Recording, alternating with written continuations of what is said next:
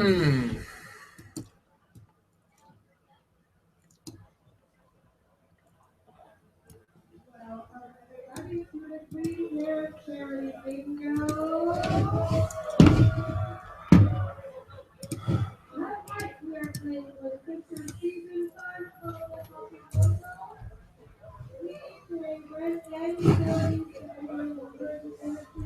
Check. Check.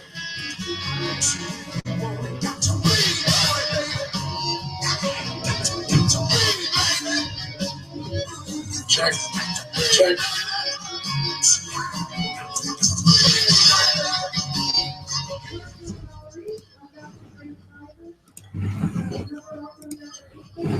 Okay. We've had a little bit of technical difficulty, but I see people on here now, so I'm going to keep rolling. I neglected to send you the YouTube link. We'll smooth this out, I promise, but we're here. So I wanted to roll with the program, so to speak. My office is a little bit loud tonight. I apologize. You can see I got my Dunkin' Donuts going and everything. I see we got the viewers on here. If you guys that are viewing, if you could just chat, put in the chat line for me a question or put yes or something like that. That way I know you're here and you can see me. I want to talk tonight about the idea of a couple of things. The first one I want to talk about is subject to. And I want to talk about it in such a way that I feel you guys will be able to utilize. And what I mean by that is this. Subject to and master lease options are going to become one of the hottest techniques moving forward. And in moving forward, with those techniques, you're going to have to do a few certain things. Okay, so let me explain what that is. The first thing is you're going to have to, number one, understand the strategy in itself. So tonight I want to talk about subject to. Next week I'm going to cover more on the master lease option. But let's cover subject to tonight. So first of all, you're going to have to understand the strategy. Second is you're going to have to understand when to use the strategy, which I think is pretty important for all of you to kind of understand when to use that. So I want to cover that tonight. And then third, I want to get through some paperwork. Now, if for some reason we don't get through all of the paperwork on tonight's call, we will get through it on next week's call. So let's first talk about the strategy itself, what it is and what it isn't. Subject to is a strategy to use when you're going to be buying a property, but not necessarily taking over the mortgage payment by way of assumption. Subject to is when you take over the property, the title changes, but the bank doesn't necessarily know that there's a new owner. Now, this works really, really well for 4 units and under residential style real estate. It is a little bit tricky if you're going to do it for 5 units and over. You can still do it, but it's a little tricky. So basically, you're taking over the property from a title change, just like you would on a normal purchase, but you are taking over the mortgage by way of the terms that are already in place. So the mortgage stays in place. The bank doesn't know that the title has changed. And again, I said this works really well with residential properties, 4 units and under, because typically the bank, whether it's Chase or Wells Fargo or any of those, they don't typically look at those tax payments. They don't typically look at the idea of who owns the property as long as the mortgage is being paid. Now, sometimes when people talk about the subject to technique, they are use it inappropriately, or well, maybe that's not a good way to say that. They don't use it right, probably is maybe the better way to say that. Doesn't sound so harsh. By the way, I just want to make sure everybody, and you all hear me. So let me make sure I got that down pat before I keep going here. Someone can just put that in the chat line for me. That would be great. Yes, thank you, Latoya. Okay, so and by the way, this is new technology. This is going to be fabulous because not only does it stream right to YouTube, but we can do a lot of great stuff with this video and be able to put PowerPoints and some of the other technologies and things that we want to use. Tonight, I'm going to be sharing the screen a little bit. So now that I know that you can see me and hear me, that's good news. So a subject two, again, is when you're taking over the property from a title standpoint. You're not necessarily taking over the loan to where the bank knows about it. You're not doing anything illegal here. Subject two is a technique that has been around for a long, long time. And like I said, it's going to be a technique that most people are going to not know about, but wish they did moving forward, especially as interest rates change as we move forward in 2016, 2017. And why is this important? Well, you want to take over a subject to property and use that technique when interest rates are rising in the hopes that you found a duplex, 3-unit, 4-unit, or maybe even something on the commercial side. And so you can take that deal over and have the loan already in place. You don't need to go out and get a new loan. And again, that's what's really going to be hot moving forward here. So a couple things to think about with this. There's some paperwork that I'm going to go over here in a second that I'm going to talk about. You've got to understand that. You've got to also understand when to use it. So we would use a technique like this when you've got a seller that has a property that wants to sell the property but doesn't have a lot of time to wait to sell it. They don't necessarily need to leave the closing with a lot of money. Number three, there's not a lot of space between their loan amount and how much they want to sell the property for, or maybe the market amount. That's a perfect situation in which to use this technique. Really, really cool to use this. Now, this is how this would work. You put in a sales contract, and the sales contract would be signed and gone through and due diligence and all of that, just like on a normal property. Let me just make sure everybody understands that. You're going to go through and make sure that you're studying the investment just like you would on a regular, normal purchase when you put regular bank financing in.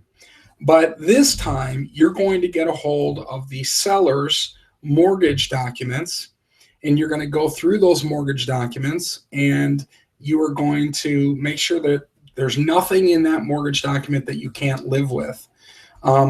There are going to be some things that you should be aware of. First being something called a due on sale clause. A due on sale clause may talk about the idea that the bank can, what they call, accelerate the terms of the loan if there is any change in title.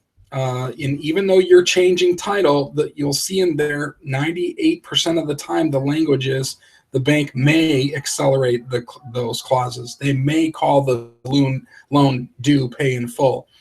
I've not heard of one situation in which the bank has called a loan due in full upon title change when the mortgage is continually being paid. Now, let me knock on wood here as I'm looking for wood here to knock on. I say that I've never heard that yet, and who knows, will it pop up? I'm sure it will sometime, but that's subject to taking title to a deal, leaving the current loan in place, and keep paying that loan as if the terms didn't change at all. So again, just to review, when would you use that? And by the way, I've got, I'm talking into my screen here, and I've got my big screen computer monitor shining back at me with me talking to myself. So it's kind of, I'm in a room with 3 people here. So anyway, it's kind of creepy. But so again, when would you use this? It would be perfect for when somebody wants to sell a piece of real estate, a single family house, a duplex, a 4-unit building, when they don't need to leave the closing with a lot of money, or there's not a lot of space between the debt that's owed and the market price, or some other scenario that is similar to that. Those are great situations to use this subject to scenario. I just closed on one. Gosh, it must be 2 weeks now that I closed on a subject to deal. I haven't done one in a while, and it was just nice to go through the process. So what I'd like to do is share some paperwork with you in what is needed with that. Let me first just check the chats and make sure everybody's there. And by the way, I see the chat on the side there. If you want to type in anything for a question as I'm going along here, I'm going to just put that up on my other screen. Hold on 1 second. Very cool. I got my questions over here. I got my screen and camera right here, my microphone. I'm good to go. So if you have questions as I'm going along here, please make sure that you ask them, and I will take some time to get through those. So let me go to have you share my screen a little bit here. And give me a second. And what I want to do is do this. And I want to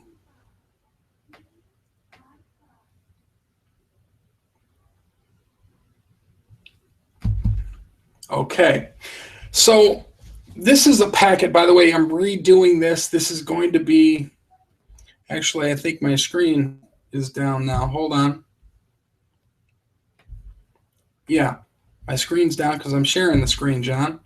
So this is going to be what I'm going to have eventually in the toolbox. I'm updating the subject to packet. And these are the things that are going to be in here. I want to talk about all of these documents here. And Chris, I see your question up here. How can you assure the seller you will pay the mortgage on time? That's a great question. And I promise you I will answer that here when I get through these documents a little bit, because there's a there's a way that I want you to do that specifically. So these are the documents. You're going to have a real estate purchase agreement. It could be a state agreement, just like you're going to have with a real estate agent or broker. You're going to have something known as the seller acknowledgement and addendum to purchase agreement. That's a very important document to have in place with a subject to, probably one of the most important documents. The third one there is called the due on sale clause disclosure. That is also a very important document that you want to have in utilizing that technique as well. You want to have what we call a limited POA, or a limited power of attorney. That also is an important one. And then you're going to have some ones, and I've got them in parentheses here, on your own. You're going to have some ones like the seller disclosure statement. That's typical in every state to have with a, excuse me, to have with a sales contract. And you're going to have two other ones that aren't so typical. One is the authorization to release loan information. The next one is the authorization to release insurance information. And then the final one is a lead-based paint disclosure. You are typically going to have that with your sales agreements in different states. But let me just read through this narrative here, because I think it's going to help us kind of get a better understanding to this technique. The subject to existing financing package is used when you're buying a home subject to the existing financing on the property. This differs from the contract for deed and the wrap, which we'll talk about also as we go along here. Contract for deed is basically buying a piece of real estate on contract. The wrap is a mortgage wrap or wraparound mortgage that we've talked about in the past as well. We're not going to be talking about that tonight or next week, but we will be talking about that because, again, the contract for deed, the wraparound mortgage, the master lease option, and the subject to are all techniques that you're going to hear more and more as these interest rates start popping up. So the sooner you can learn these techniques, the better for you. You're going to separate yourself from your competition. You're going to be able to buy properties with little or no money down. So just be ready for that. So the seller conveys title to the property in exchange for an agreement from the buyer to timely make his or her mortgage payments. Sometimes there is also a lump sum upfront payment as well for any equity in the home. This is a great strategy to control a property without having to qualify for bank financing or come up with a large down payment. It could also be very advantageous for a seller who is having trouble selling or meeting the mortgage obligation. So when I did this deal last week, I bought a duplex for just about $140,000, and there was a difference between the mortgage amount and the sales price amount of almost $6,000. Okay, so I had to actually come to closing with a check for $6,000. But what's interesting about this, the seller, husband and wife, they just had a newborn. They wanted to sell the house. They didn't want to wait for it to be on the market for 7-8 months, or the duplex, rather. They didn't want to wait for the duplex to stay on the market for 7-8 months because they lived in one side, rented out the other. And I said, listen, I can take a look at buying this from you creatively and get you out of the house within 30 days and put a little cash in your pocket. And that was the big thing to them. As a duplex sitting on the market for 5 months, 4 months, 3 months, something like that, they still have to make payments. They still have to make the insurance payment. They still got to pay the taxes.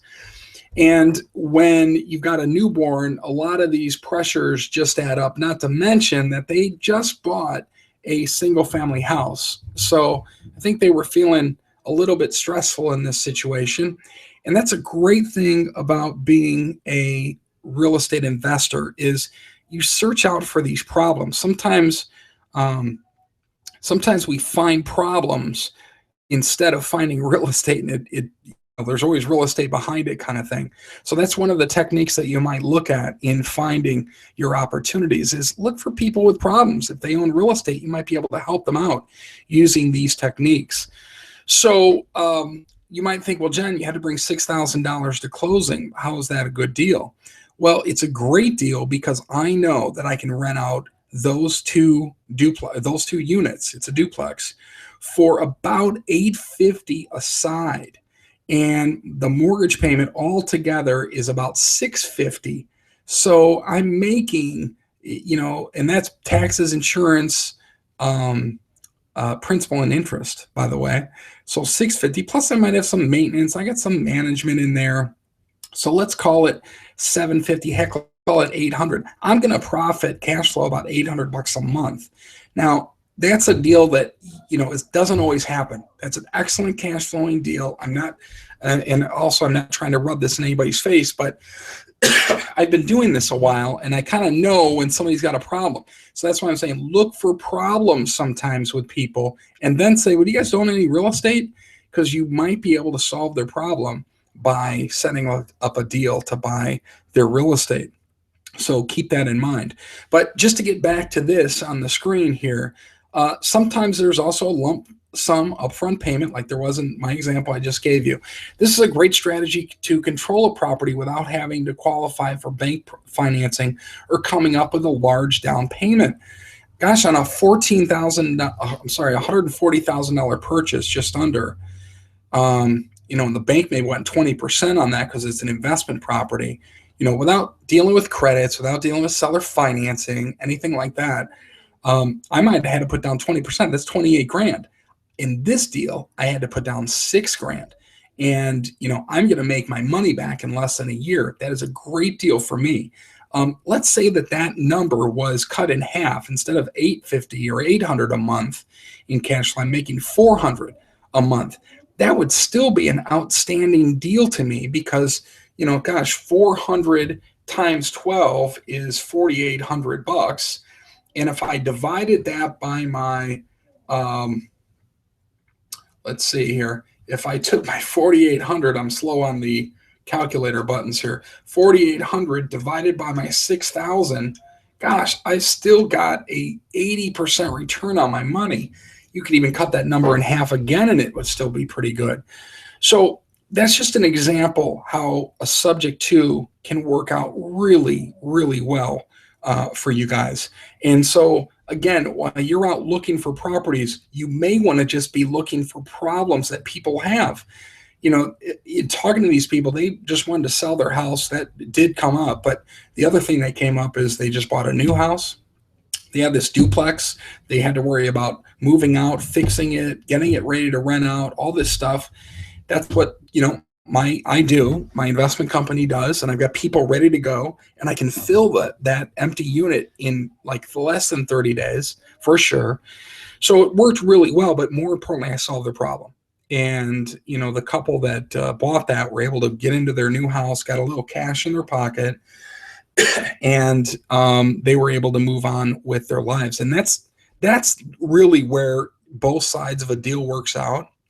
And, you can't be happier. It really worked out well. So, but there's some certain documents, and that's what we're going to talk about next, that you need to have in place. So this is what I'm going to start going through. I'm not going to really talk about this residential purchase agreement because everybody kind of knows what that is. That's the sale contract. But I am going to talk about the due on sale clause disclosure and some of the other documents that I had here as well. So let's kind of bring those up here a second. But before I do, let me get back to Chris McCartney on the chat line. I know he put a question in there. He says, how can you assure the seller you will pay the mortgage on time? Well, that answer is going to be a couple of ways. Number one, you could put in the sales contract as an addendum that you're going to show a copy of the canceled check every month. You could put a month or two in escrow.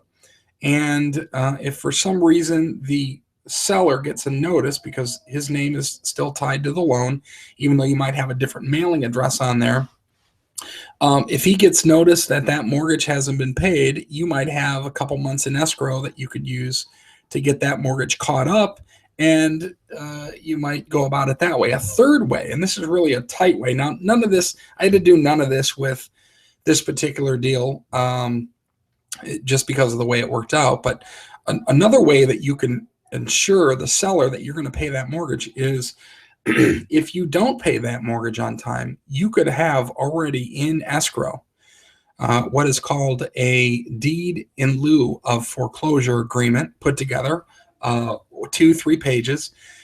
Any attorney can put that together, and it's already signed by you. And what is the mechanism to trigger that document to be recorded and that deed to transfer, because it would work just as if it was a quit claim deed, is if you miss 2 payments. And if you miss 2 payments, the seller has to notify you in writing. You've got 5 days or 10 days to remedy that. And if nothing happens, then that deed in lieu of foreclosure agreement goes into place, and that transfers ownership back, and you might have money set aside in escrow too. So Chris, does that answer that? You can just put that in the chat line for me if you want. Those are some ways that you can do that. So let me get to a couple of these documents. The first one is the due on sale clause disclosure, and it goes something like this. You're welcome, Chris. It says the due on sale clause disclosure. The purpose of this document is to provide additional notice to the seller that this sales transaction will trigger the due on sale clause of the underlying financing, given the seller's bank the option of calling the seller's entire mortgage due. If the seller cannot pay the mortgage and if the buyer cannot find other financing, the bank could foreclose and negatively affect the seller's credit. This document also limits the seller's remedy to retaking title and possession of the property in the event of the buyer's failure to make timely payments. Now, I don't know why I'm coughing so much. I thought I was over the cold that I had last week, but maybe it's still with me here a little bit. Maybe I'm talking too much. I don't know. But that document, now let's just assume you didn't have the due on sale or the deed in lieu of foreclosure agreement in place. That document, the due on sale clause disclosure, is important because it's fair game. It lets the seller know some of the consequences if the due on sale clause is enacted. Again, I don't think I've ever seen that. I can't think of any time in my career where I've saw that enacted. Not to say that it couldn't happen, but again, if those mortgage payments are being made, the bank kind of leaves that alone. They're getting their money. Again, this is so good when you're in a rising interest rate environment like we are today in 2016, and you've got a seller that needs to get out of that property because that loan is probably a 30-year fixed mortgage. If that would be optimal, by the way. But when it's that, you've got a low interest rate for the next, however the life of that loan is. Here's the other thing. When I took over this loan, I think the loan is 8 years old. So I took over the loan and I only have 22 years left on this mortgage until, if I make monthly payments for that 22 years, that's free and clear.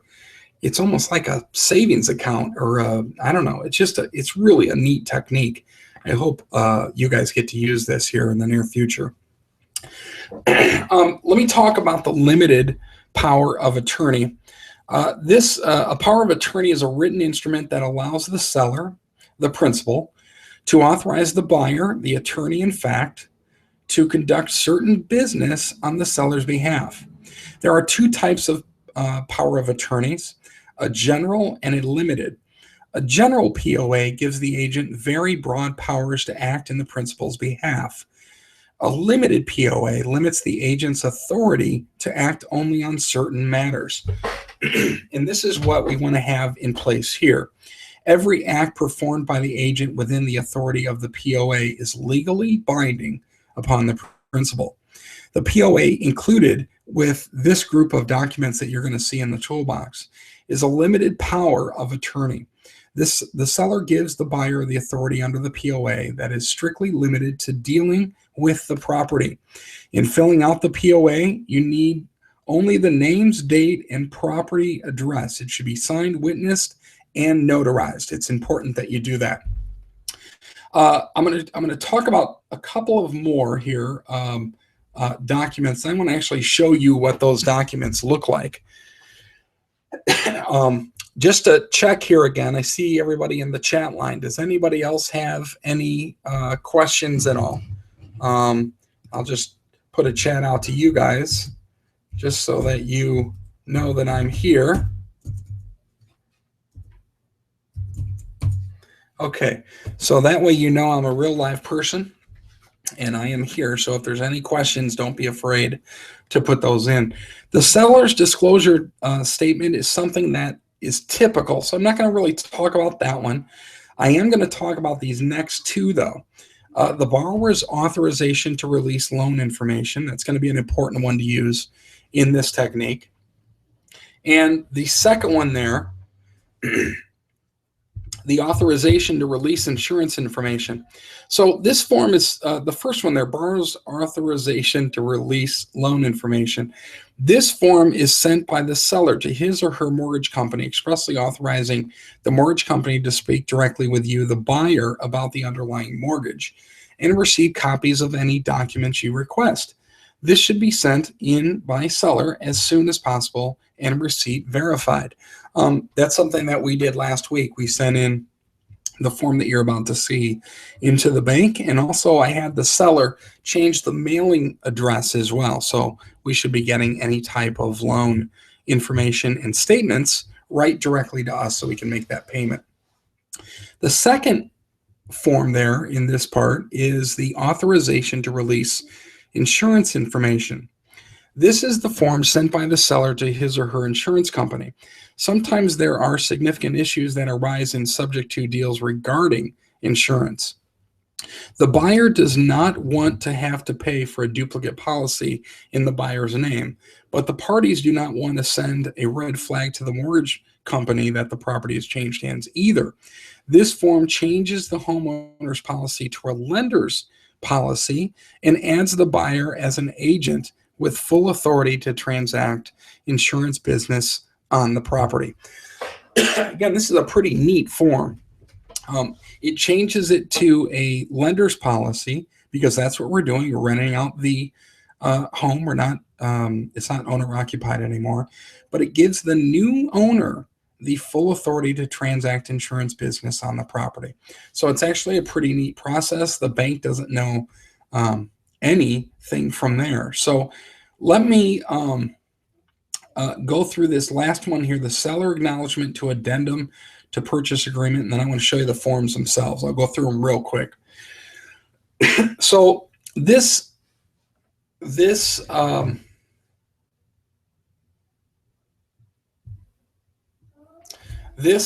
form here, the acknowledgement and addendum to purchase agreement, is one of the main forms of all of these. The purpose of this document is to provide further disclosure to the seller, above and beyond, if you will, of the consequences of a subject to deal. It is important that the seller understand that they are conveying title of the property to you, but are remaining liable under the current mortgage. They are now relying on you to pay their mortgage and run the risk that if not timely paid, the house could be foreclosed and their credit be negatively affected. Because of the nature of the transaction, an unscrupulous buyer may take advantage of an unknowing seller. Although you are not the seller's financial advisor or attorney, it's important that you disclose to the seller potential risks of this kind of transaction and advise them to seek their own counsel and advice. I always think that's a good idea to do that. Here's that document, and I won't go through it in much detail because you can kind of you'll be able to see that here in the toolbox, I would say, by tomorrow, or what's today, Tuesday, Wednesday? Okay, so by Wednesday. But it's pretty neat. I've got a little cleaning up on these documents to do, but these are the exact ones that I use in putting my deals together. So you're going to have a contract, or basically an agreement between the seller and the buyer, and basically the seller is checking or initialing each one of these lines next to, for instance, that first one there that says, I reviewed this document in full prior to executing the purchase agreement. I have reviewed this purchase agreement and other documentation, and I've carefully analyzed my present circumstances. I've concluded that selling my property under the terms of the purchase agreement is in my best interest. I have signed the purchase agreement being fully informed and with sufficient understanding of the terms of that agreement. By the way, can you tell this has been written by an attorney? So I think you can. But it has a bunch of that stuff in there. It's really CYA scenario. And then, of course, the seller is going to sign. It's going to be notarized, which I would definitely recommend. You only need one notarization there. There's actually two, but you need one. And maybe the two is if there were two sellers in, two different locations. But you typically only need the one there. And then here's the seller due on sale disclosure. That is also a pretty important document. And I'll just read the third paragraph here. We understand that the loan will remain in our name and will continue to appear on our credit report as long as the financing is in place. We understand that our loans may have a due on sale clause and that the lender may choose to call the loan due and demand immediate payment of the entire principal balance.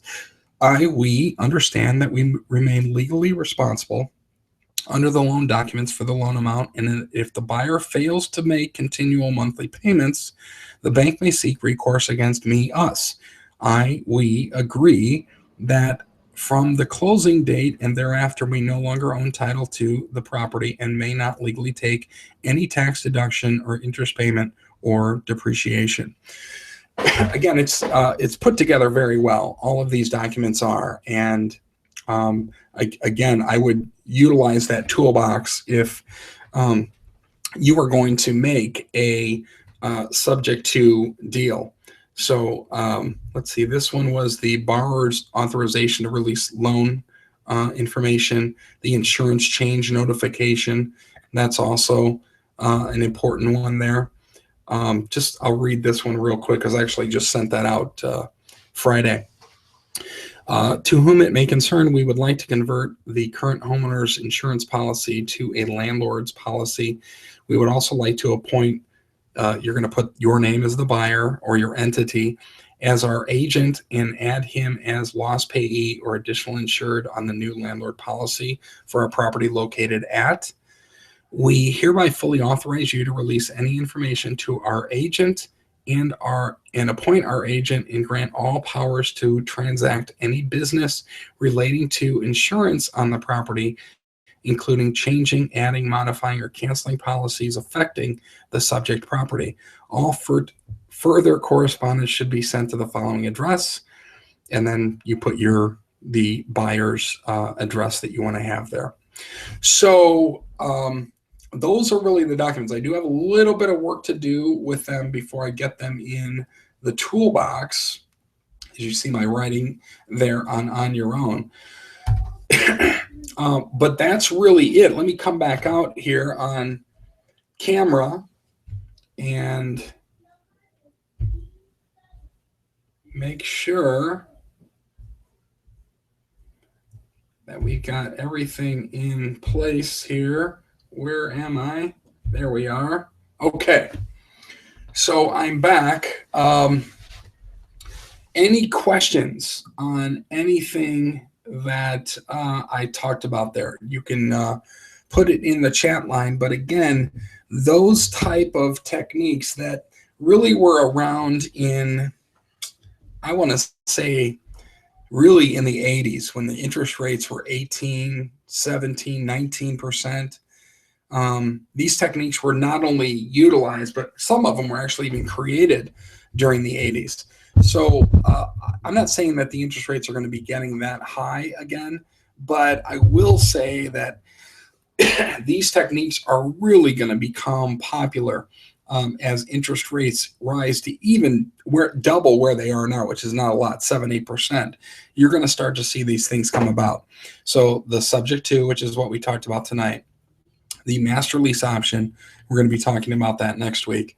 The wraparound mortgage and such. So those are really key, important techniques for you to learn. And by the way, for subject to, there's a whole video series in the training video. So make sure that you're looking there as well.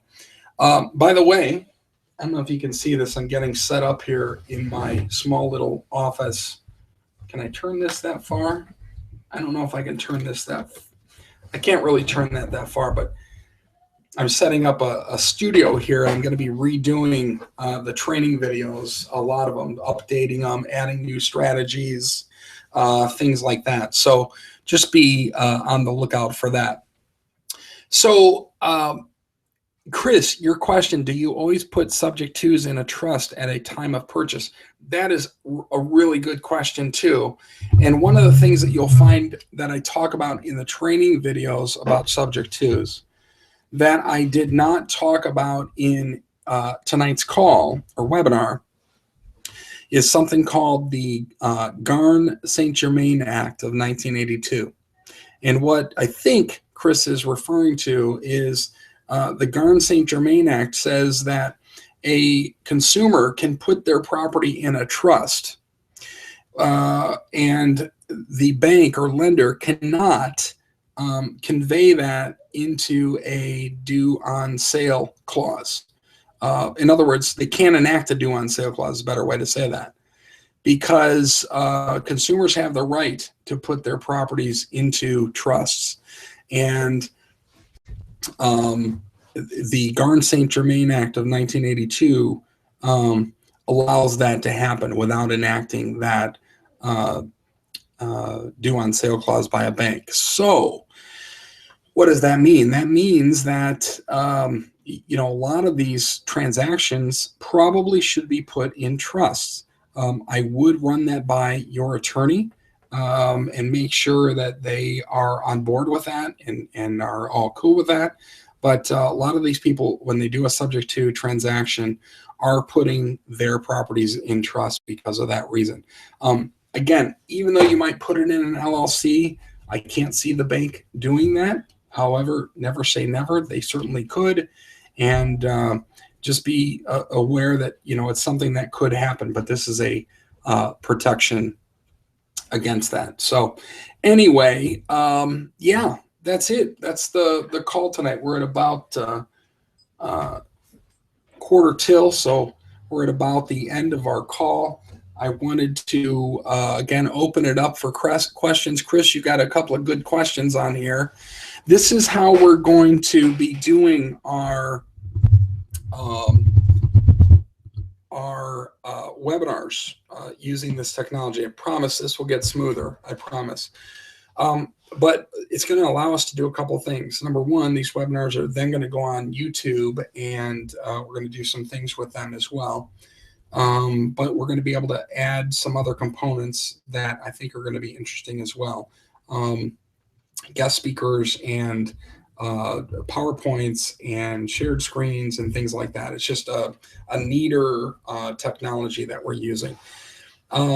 So any questions before we wrap up the call for tonight or the webinar for tonight? And by the way, these are all recorded. You'll see the link on the backside of the website under archived webinars the same way. So you'll be able to come out, watch them.